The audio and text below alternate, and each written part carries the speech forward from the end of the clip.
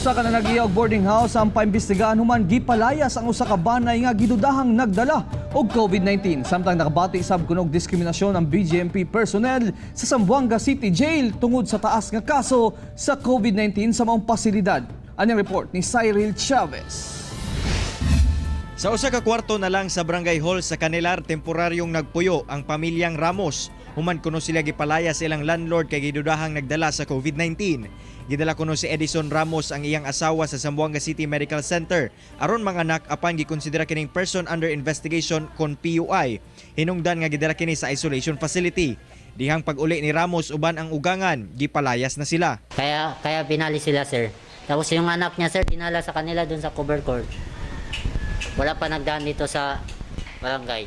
Nakikoordinar na ang barangay sa otoridad kung nakasupak ba ang tag-iya sa boarding house sa Bayanihan Hill as one act sa diskriminasyon o pagpahawa sa pamilya. Sa totoo lang, naawa talaga kami sa kanila, no? Kasi sa sitwasyon ngayon, sa problema natin sa COVID, no, naawa talaga kami. Samtang nakabati og low moral ang mga personahe sa Bureau of Jail Management and Penology human sa pagsaka sa kasong COVID-19 sa mga piniriso ug kauban sa trabaho sa Zamboanga City Jail. Kini tungod sa sumala pa diskriminasyon tungod sa kadaghang nagpositibo sa COVID-19 kung asa giila na kining epicenter sa maong sakit. Bisan dunay coping mechanism nga gihatag pero dili gayon malikayang maapektuhan ang moral sa mga BJMP personnel. At present kasi hindi maiwasan yung stigma experienced by personnel, yung pamilya nila. Meron talagang may mga ibang kapitbahay don't know to understand what is COVID-19. Let us not discriminate.